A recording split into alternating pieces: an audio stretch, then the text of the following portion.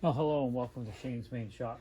Today I'm going to show you how to install a couple different types of hinges to a door. And the first one we're going to do is this flat hinge here that has an exposed hinge point up here, because this is the front of the door. This will be the wall or the jamb of the door over here. And two of these holes, obviously the screws go into this door. And then when you open it up, you'll be able to put the other two screws into the door frame, and that would, then you can open and close your door. Kind of stumbling there. But the first thing I did is I'm going to be putting 4 of these hinges on this door. It's a very lightweight door. It's actually going on our school bus conversion to a tiny house. I'm going to put 4 of these on. And the first ones I'm going to be putting is just 4 inches in from the bottom and the top, and then we'll decide where the other 2 are going to go. But let me just show you. So what I did is I just measured up and put a mark at the 4-inch mark. You can't see it because it's on top here. Then we're going to go ahead and put this hinge on here, but I want to make sure it's the right way. 2 of these holes, there's 4 holes here you can see, and let me get a screw. So the screws here, I have a tapered, on the back side they're tapered, so they rest in a little bit of a recessed area in these holes. So when they go in there, they sit just about flush with the hinge. These outer 2 facing this way is where the screws go in, but the inner 2 holes, it's actually the other way because it'll go into the door, the frame. So if you put them in this side, they actually stick out quite a bit from the door. You probably can't see that on the camera, but they stick out quite a bit. But if you put them through the other side, where it's tapered in, they're much more of a flush fit. And that's so they're not sticking up, so the door closes tight and they're not in the way. So you got to determine which way you're putting it on. In my case, I'm putting the 2 further ones apart into the door. So I'm going to line it up with the edge of the hinge here at my 4-inch mark. And the first thing I'm going to do is I'm going to take this pick here and poke 2 holes right precisely where I want to put, drill the holes. So I want to make sure it's not down like this, because then it won't open properly. This hinge point has to be exposed above the door, out from the door, so when you open and close the door, it can turn properly. So once I get that in place, I'm just going to go ahead and put this pick just about in the center, but I'm going ever so slightly below the center. And the reason for that is I know you can't see, I'm just making a mark basically, but the reason why I want it ever so slightly is because this hole is contoured in. When the screw pulls tight, it's going to center it automatically, and I don't want it to pull up like this and be out. So if anything, I want it to pull snug against the door. So just ever so slightly off center. You really don't have to do this. It's just a trick I learned to try to keep the hinges kind of square. And I'm telling you, it's just about center, because you really want it pretty close to the center so the hinge don't move. And then I'm just going to do the same thing with this one. Like that. So there's the 2 spots where I have to drill the hole. Now you probably can't see that very well. Then I have a drill here, and what I did is put a little piece of tape on it so I don't drill too deep. Now going into the side like this, I got all kinds of depth, but the other hinge I'm going to show you, I'm going to be drilling in this way, and of course I don't want to drill through the door.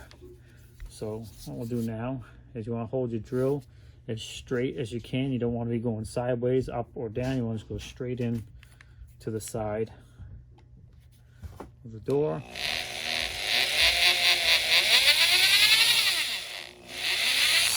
And then just stop when you get to the tape. And that's just shy of the full length of the screw in this case.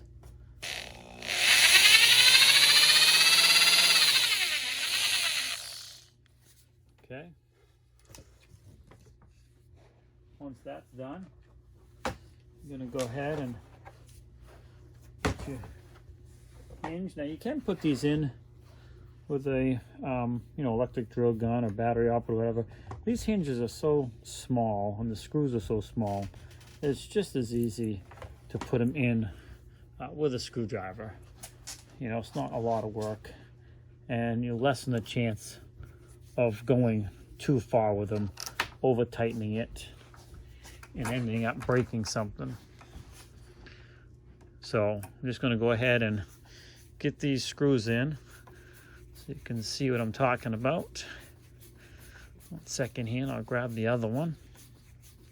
But you can see they, you know, they're not really hard to put in, so putting them in by hand is really a piece of cake. Okay, so that's in place, and then of course once I get it on the bus, I will swing it open like this, and I'll put these 2 screws into the trim of the bus, or the jamb of the doorway. So I'm going to repeat that 3 more times, and then once that's done, I'll show you how I do the other style hinges. Okay, so the other style hinge we're doing is this style. I can't think of the name of them, but basically they're going to go on the back side of the door, you can see here. And all I'm doing these for measurement is I'm just making this tip here right at the edge of the door, and the same thing with the one up top here. So I'll put it on and it'll be right lined up with the top and bottom of the door.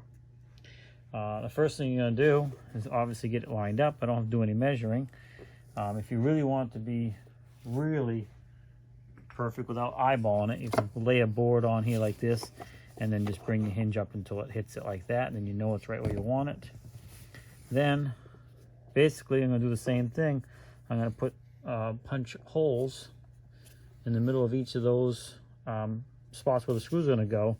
And again, I'm going to go just ever so slightly off center in towards the door. So when I put the screws in, it's going to pull this hinge right tight against the edge of the door, so it doesn't end up crooked or anything like that, and it'll open a lot better. And if these go on crooked at all, even if it's slightly crooked, as you're using the door, they're not opening properly, they're going to wear out prematurely.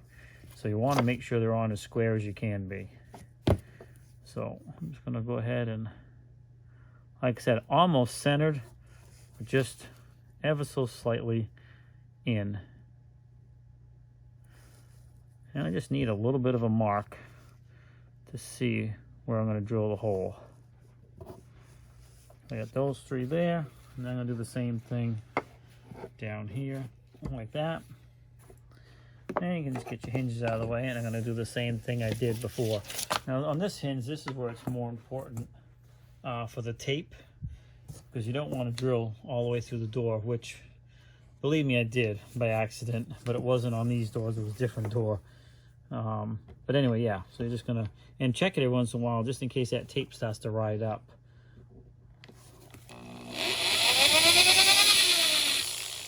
You're just gonna pre-drill each of these holes.